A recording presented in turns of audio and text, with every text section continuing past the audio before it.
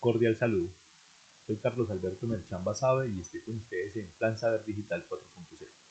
El día de hoy vamos a hablar de principios del enfoque STEM e identificación de problemas.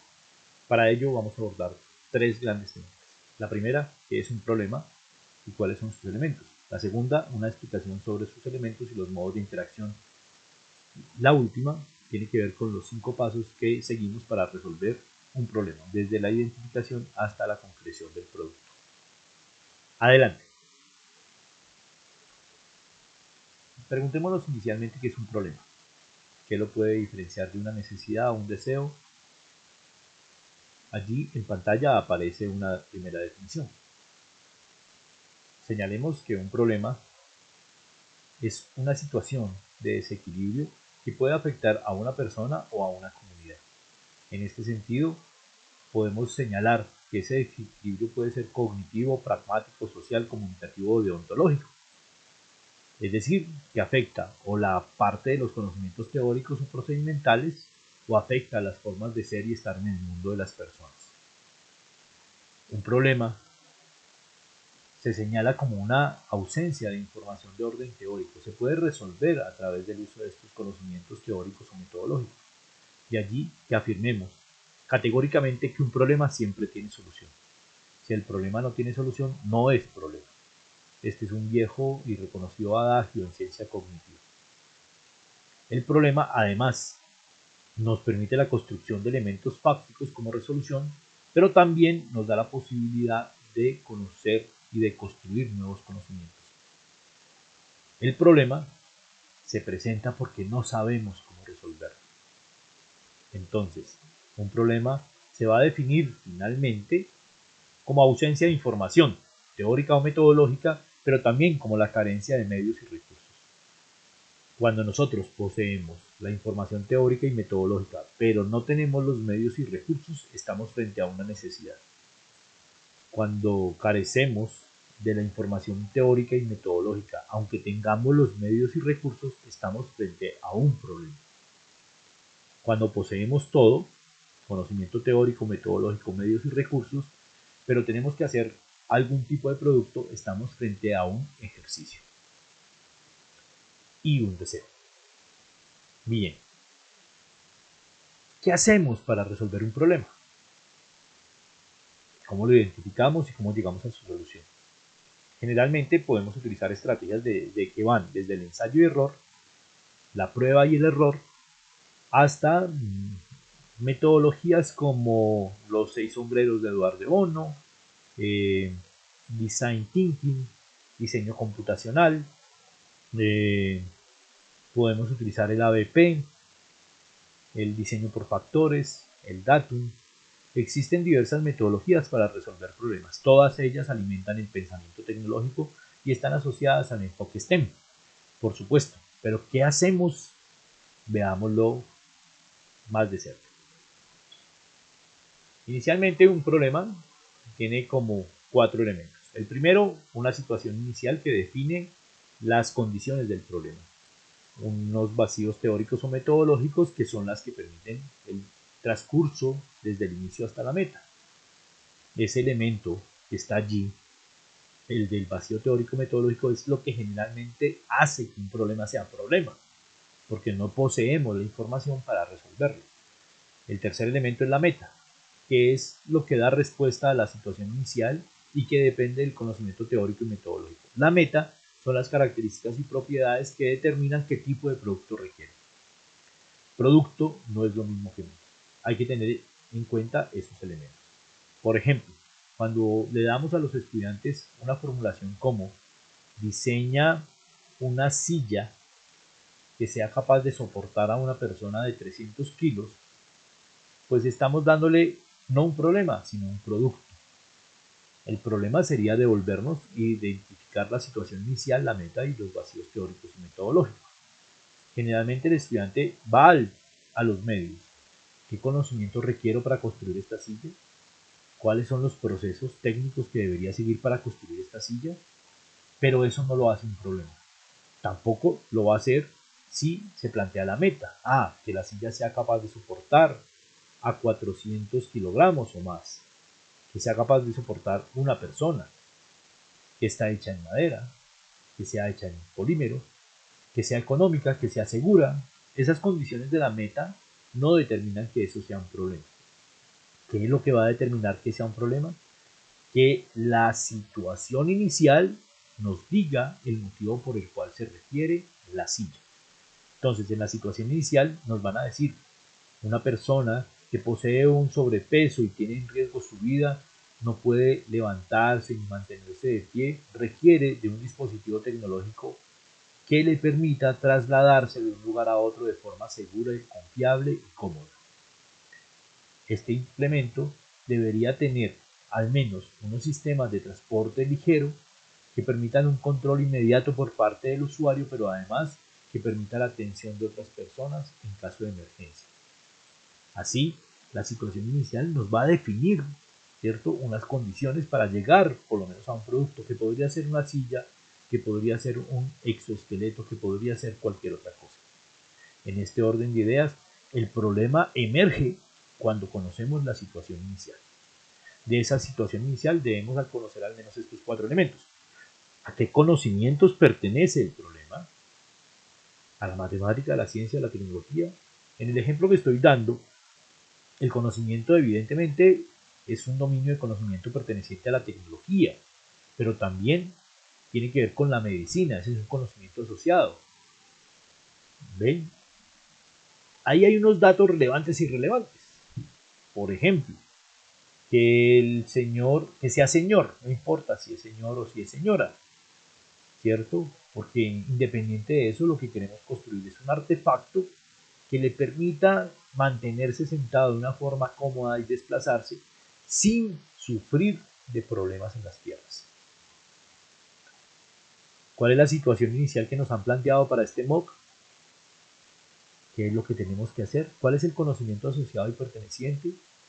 ¿Cómo identificamos esos elementos? Una vez tenemos identificadas estas condiciones iniciales, saltamos generalmente a pensar en la meta. Tenemos que construir un dispositivo que soporte a una persona de 300 a 400 kilogramos, que evite que se estrangule su retorno venoso, que no sufra colapsos pulmonares, que sea fácil de desplazar. A todos esos elementos le vamos a anunciar los siguientes nombres. Normas, aquellos aspectos que son obligatorios de cumplir, que no pueden dejarse por fuera, que son impajantables. En este caso, que sea un dispositivo seguro, que resista los 300 a 400 kilogramos y que permita un rápido desplazamiento por la ciudad.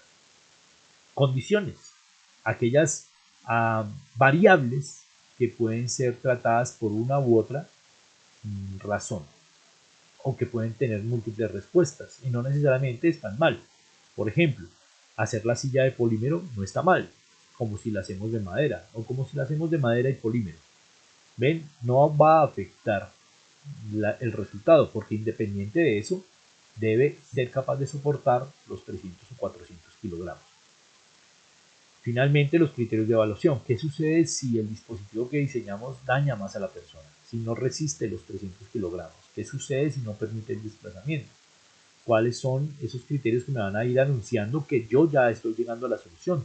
Es lo que me permite verificar que, por un lado, estoy cumpliendo con la condición inicial, pero también estoy cumpliendo con la meta que me han dado. En el caso del costo del error, es una disertación que hacemos nosotros frente a el escenario más nefasto al obtener una mala solución. ¿Qué pasa si esta silla afecta más la vida de este ser humano? Ese es un costo elevado del error. ¿O qué sucede si seleccionamos mal los materiales? ¿O si escogemos mal los procesos de elaboración? ¿O si no buscamos los saberes que son necesarios? Teniendo la situación inicial definida, pero además la meta, ¿sí? Vamos a cerrar esa brecha a través de la estrategia de fines y medios, que implica determinar qué tipo de conocimiento teórico necesito y qué tipo de aspectos metodológicos voy a usar. En la aproximación recurrente entre el estado inicial y la meta, ¿sí?, voy obteniendo una respuesta. Esa respuesta va a después ser materializada en un producto. Y ese producto, en este caso, es la silla que soporta a la persona que pesa más de 300 kilogramos, que le permite el desplazamiento por la ciudad de manera segura y la intervención de otros. El producto no es la meta, el producto es la silla. La silla cumple con todas esas normas, condiciones, criterios de evaluación, contiene, ¿sí?, ese saber teórico y metodológico y da cumplimiento a la situación inicial. Bien, teniendo claro esto, pensemos por un momento. En estos MOOC, ¿cuál es el problema? ¿Cuál es el conocimiento teórico y metodológico que no tengo? ¿Qué me están pidiendo como meta y como producto? ¿Qué situación inicial me han dado? Entonces, vayamos a un ejemplo. Los barrios de la ciudad de Bogotá suelen inundarse en temporada de lluvia. La escasa cultura ciudadana hace que las personas boten basura permanentemente, desechos, que taponan las alcantarillas. El mismo sistema de alcantarillado no está muy bien. Es incapaz de recibir a veces los grandes afluentes de lluvia. Así que la ciudad se inunda. ¿Qué podemos hacer para resolver este problema? ¿Cuál es el problema? He ahí que la información que se da puede ser relevante o irrelevante, nos dice qué tipo de conocimiento es el perteneciente y el asociado, también nos señala la meta y nos está indicando de una u otra manera un tipo de producto. Pero esencialmente nos está diciendo que tenemos que buscar información teórica y metodológica para resolver el problema. ¿Cuánta lluvia cae en Bogotá? ¿Por qué se tapan las alcantarillas? ¿Qué tipo de basura es la que bota la gente? ¿Cómo hacer para recoger esa basura y evitar que las alcantarillas se taponen? ¿Cómo destaparlas si ya están tapadas? ¿Cómo saber cuándo llueve? Y en esta medida poder tener un alistamiento rápido y urgente para destapar las alcantarillas en caso de lluvias que superan un cierto nivel. Usemos el esquema de identificación de problemas para pensar en este problema. Una vez hagamos eso, pensemos en los 5 pasos para solucionar el problema. Paso número 1. Defina la mente de la tarea, es decir, la situación inicial. ¿Cuál es la información relevante e irrelevante que nos han dado? ¿A qué conocimiento pertenece? ¿Cuál es el tipo de conocimiento asociado que debemos llamar? Cuando tengamos eso claramente definido, vayamos a estas preguntas. ¿Qué tipo de problema es? ¿Poseo el conocimiento necesario para resolverlo? La formulación del problema señala un vacío teórico, metodológico o ambos. ¿Qué información relevante tenemos? Por ejemplo, la ciudad de Bogotá es un dato relevante. ¿Se especifica alguna localidad en particular? Si así fuese, entonces las condiciones de esa localidad nos dan un dato muy relevante. No es lo mismo pensar una solución para toda Bogotá que pensarla, por ejemplo, para la localidad número 9.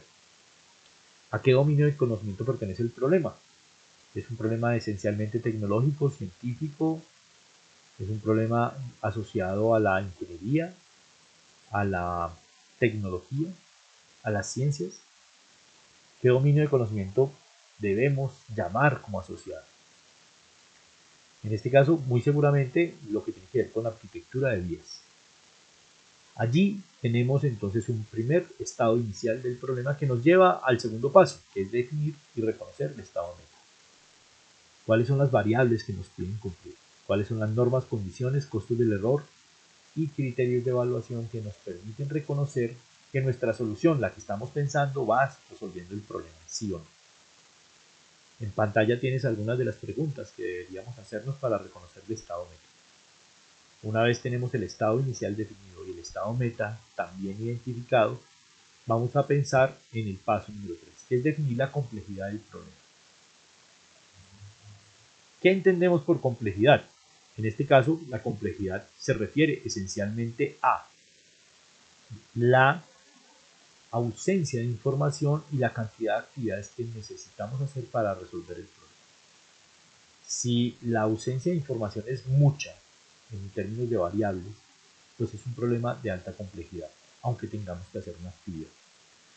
Si el conjunto de actividades que tengo que hacer son muchas, aunque tengamos la información, también estamos frente a un problema de alta complejidad. Y será todavía más complejo si lo que nos falta son mucha información y tenemos que hacer muchas actividades. Por ejemplo, en el juego de Tangram, que tiene 7 fichas, a la hora de llenar una figura, si lo que necesito es buscar una sola ficha para resolver la figura, pues es un problema de baja complejidad, porque es una ficha que tiene al menos 4 posiciones, o sea, son 4 posibles movimientos. Entonces es una ficha de 7 que debo seleccionar en una condición de 4 movimientos. Muy sencillo. El problema se hace más complejo si las fichas que tengo que buscar son 7, porque serían 7 fichas, cada ficha con 4 movimientos, en posiblemente 7 posiciones. Entonces el problema se vuelve un problema de altísima complejidad. La cantidad de información que nos hace falta, como el número de actividades a realizar y los elementos que debemos manipular, deben señalar de un modo u otro la complejidad. El problema del alcantarillado es un problema sencillo para una persona que trabaja en estos temas, pero puede ser un problema muy difícil para nuestros estudiantes en primer semestre, en primer grado. ¿Ven? Si son de primero de primaria, el problema será mucho más complejo que si es un estudiante de primer semestre. Entonces, la información, como las acciones, como el lugar, como el manejo de recursos, hacen que un problema sea más complejo o menos complejo. Finalmente, como paso 4, vamos a reconocer el problema en mis palabras. Es necesario traducir el problema a nuestro lenguaje, porque eso nos permite comprender realmente lo que tenemos que hacer. Esto se puede esquematizar en un mapa mental, en un diagrama de flujo, en otra forma de representación, pero esencialmente es comunicar. Finalmente, paso quinto, enunciar posibles soluciones. He ahí donde pensamos en los productos. Una vez tenemos identificada la situación inicial, la meta, los medios, y hemos declarado esto en palabras nuestras, podemos pensar en qué tipo de producto se requiere y las acciones que debemos hacer para solucionarlo. Con esto vamos cerrando nuestro video sobre solución e identificación de problemas, señalando además que si utilizamos esta metodología podríamos abordar las problemáticas del siglo XXI según la UNESCO.